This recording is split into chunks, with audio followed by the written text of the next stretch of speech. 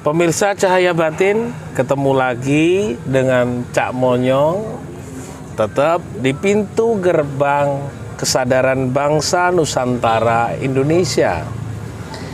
Hari ini kita akan membahas aksara Jawa kembali, yaitu aksara yang ke-19 yang kita sebut dari to.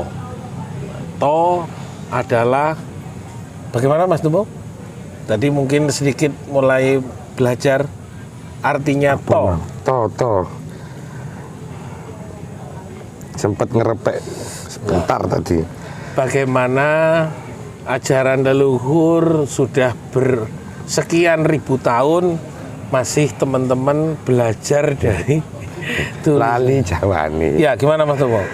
To, tukul saka niat. Nah, tukul saka niat. Kita akan coba menulis aksara to. Nah, pemirsa, aksara to adalah aksara yang ke-19. Kita akan tulis besar-besar karena ini tinta stempel, pemirsa.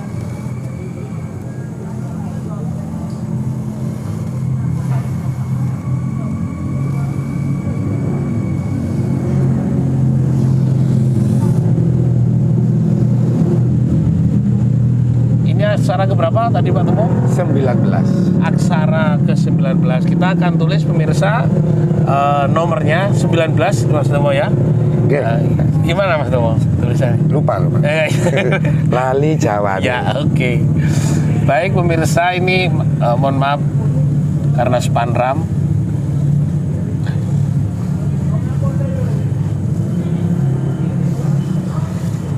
Ini adalah aksara ke-19 kita sebutkan. Nah, tukul saka niat berarti niat seperti apa yang harus menjadi aksara ke-20. Karena kita sudah balik, kita akan membicarakan tentang hal-hal kedalaman. Kalau Hono Coroko Dodo Sowolo Podo Joyo Mogo Potongo, kemarin kita bahas tentang problem sosial masyarakat secara umum. Kita akan coba membaca ini dalam problem kebatinan manusia.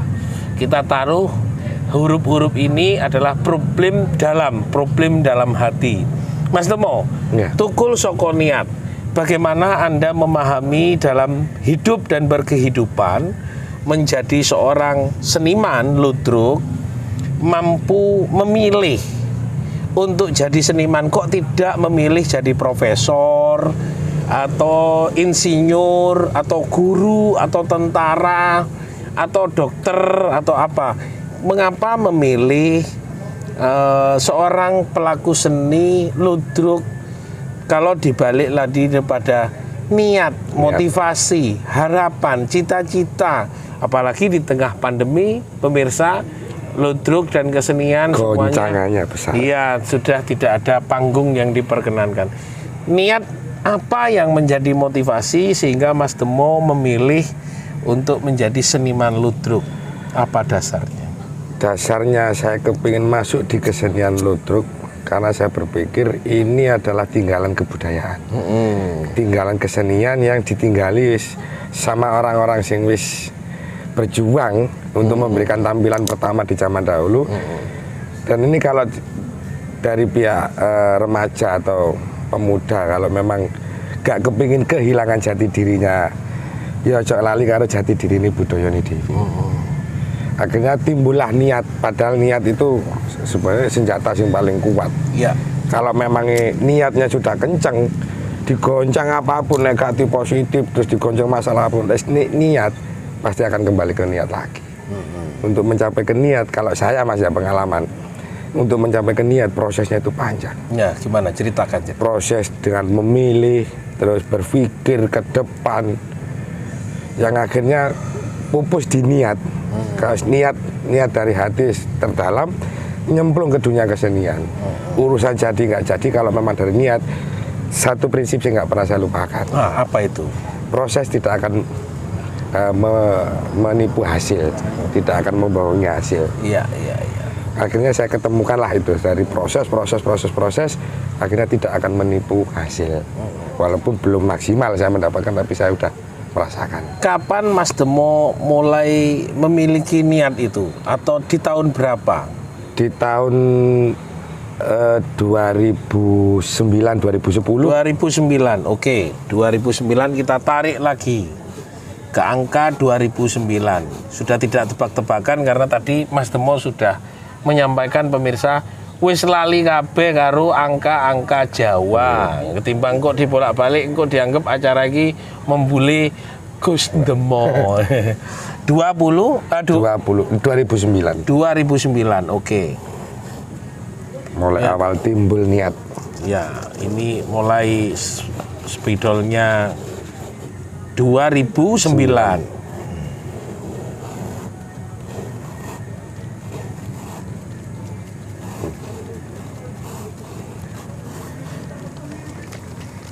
Mohon maaf pemirsa, ini harus dikocok ini. Oh, ternyata kalau dikocok keluar tintanya. Oke. 2009 Mas Demo. Itu di umur berapa Mas Demo? 2009. 19. Oke, di 19 tahun ya.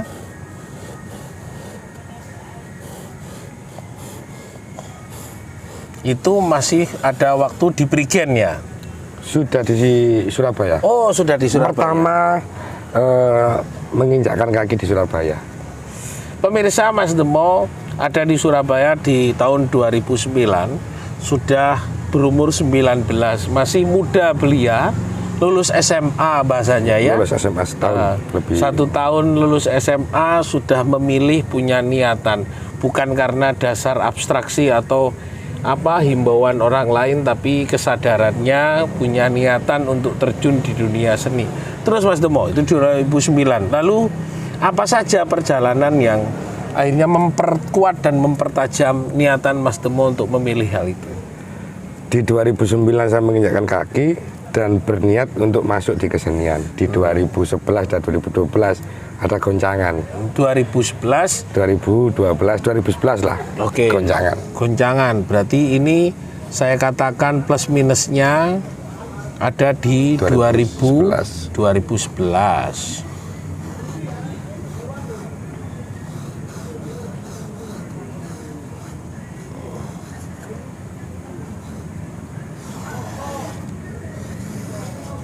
Dan 2012 ya? 2012. Oke. Itu berarti Mas Demo sudah berumur 21-22. Ini adalah proses pemilihan jati diri. Oke. Terus Mas Demo, bagaimana? Apa yang menjadi motivasi bisa terselamatkan tetap berkomitmen di urusan memilih kesenian? Posisi 2011-2012 itu adalah posisi tabrakan dan untuk memilih dari pihak keluarga. Dalam arti kalau memang jalurmu seperti itu, apa yang kamu buktikan? Sementara saya masih belum bisa membuktikan. Akhirnya terpaksa saya harus mencoba untuk lepas dari Jawa, merantau di Flores, di Makassar sama Balikpapan terakhir, dan akhirnya kembali untuk menentukan itu, melihat teman-teman masih eksis di Surabaya. Di 2009 lepas itu akhirnya kok masih eksis, saya kembali dengan niatan kesempatan tidak datang di 2 kali. Di 2009 ya? Di 2012. Oh, 2012. Saya menyatakan kalau kesempatan tidak akan datang 2 kali. Oke, kemarin itu niatan yang memang tertunda. Iya. Kalau memang kita bisa melewati batu rintangan, singkat apa patah kayak gitu. Iya, batu rintangan pasti akan menemukan yang dicari. Akhirnya memilih dari Balikpapan untuk pulang hanya kembali demi ludruk. Balikpapan. Nah, dan menyatakan ke orang tua jati diri saya di sini, di kesenian. Berarti waktu itu di Kalimantan Kalimantan Timur. Kalimantan Timur. Nah, Kalimantan Timur. Kembali di Ari-Ari lahiran di Balikpapan. Kelahiran dulu. Kelahiran Balikpapan. Kelahiran di Balikpapan. Papannya kembali mengajarkan Mas Demo untuk memilih ludruk kembali dari Balikpapan 2012. berapa? 2013 sudah kembali. 2013 sudah kembali ke Surabaya. Pemirsa, cukup menarik. Dia harus kembali ke tempat kelahirannya untuk mendapatkan wahyu, ilham untuk tetap memilih Ludruk. Jadi hari-hari menuntun Demo untuk kembali ke Jawa, belajar kembali tentang kesenian Ludruk. 2013 awal sudah di Surabaya. Oke. Bulan 2. Kembali ke papanya. Masih kemarin papernya sendiri. Balik nang papan ini. Dewe. Baik, Mas Demo, silakan dilanjutkan. Apa dan bertemu siapa? Tetap di THR atau di mana? Oh, siap. Terus. Waktu kembali saya melihat guru, saya anggap juga sebagai bapak. Siapa itu? Pak Lupus. Pak Lupus. Orang pertama yang memang ngeklaim, karena dulu di 2009 kembali flashback 2009 ketemu Pak Lupus. di jiwa saya memang kepingin jadi pelawak. Oke, Pak Lupus menjadi penuntun, ketemu di tahun 2009 ketemu Oke. Pak Lupus. 2009 ketemu Pak Lupus.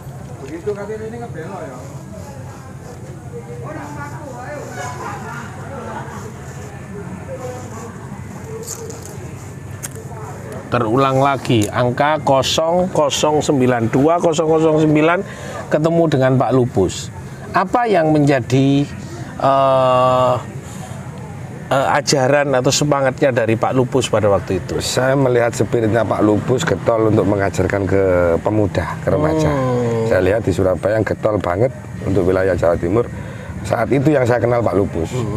Saya mengikuti Pak Lupus, kok saya merasa ini kok Ludruk. Sempat bertolak belakang. Saya suka dunia akting tapi kok iki kok Jawaan. Sempat tolak belakang, akhirnya sempat putus di 2011 2012 dan 2013 awal saya sebelum kembali saya kontak sama Pak Lupus, kayak kepingin kembali. Lupus berarti lo ya. Wow. Mohon maaf. Saya kembalikan. Nanti kita akan coba melihat huruf-hurufnya, angkanya di mana. Mesti iki tinta stempel biasa. Lo berarti huruf ke-10. Po berarti huruf ke, saya tarik karena ini sudah penuh ya. Ini hurufnya. Dan kita akan aksara yang terakhir adalah so. Ini adalah penuntun Demo pada waktu 2009. Coba kita akan melihat luar biasa. Mari Pak Demo, silakan lanjut. Lupus sebagai penuntun pada waktu itu. Di saat itu 2013 sempat dalam hati kepingin kembali. Tapi apa yang membuat saya kembali? Dan jaminan apa yang buat saya kembali dari Kalimantan balik ke Jawa? Pak Lupus, ayo, memang gelem teman-teman, merasakan mana? Kembali di 2013 awal langsung ketemu Pak Lupus dan di 2014 saya langsung diplot sama Pak Lupus sebagai pelawak. Padahal niatan hati di 2009 dan Pak Lupus menjawab di 2014. Berarti 5 tahun ya. 5 tahun. 5 tahun sebuah proses katarsis antara Pak Demo dengan Pak Lupus. Berarti 2009 5 tahun belajar Pak Demo kepada Cak Lupus. Niat itu tidak berubah walaupun tidak ada honor. Ya, tidak ada honor. Oke. Jadi mulai dari 2009 sampai 2014.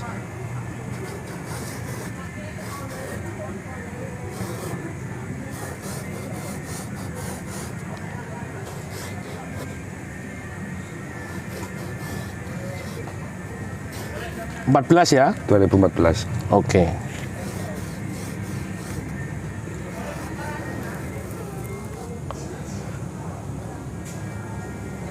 Pemirsa, ini Mas Demo nyaris tidak ada yang namanya honor. Yang ada hanya horor.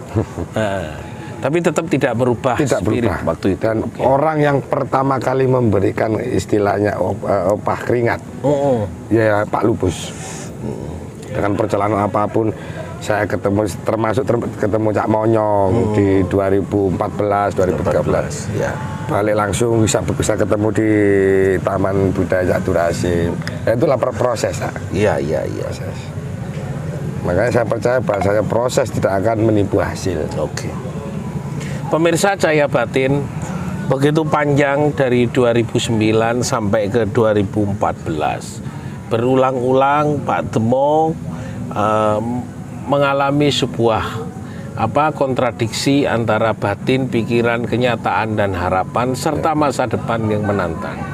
Tapi kembali kepada aksara, tukul soko niat, berarti niat itu adalah salah satu ilham pembimbing kita untuk memilih jalan hidup pada nilai-nilai kebaikan. Semoga diskusi kali ini yang panjang lebar menjelentrehkan tentang aksara Jawa dalam pemahaman dalam, bahwa kita mulai belajar bahwa niat itu adalah guru batin. Dan niat tidak semata-mata muncul sebagai bentuk keputusasaan, tapi niat adalah pembimbing di dalam hidup kita untuk selalu selaras dengan dawuh yang maha kuasa. Sang pencipta Allah itu sendirilah yang selalu mengarahkan di dalam kehidupan kita. Semoga diskusi kali ini Cahaya Batin semakin memperdalam, mengerti apa yang namanya hati nurani. Kata hati adalah pembimbing nurani itu sendiri.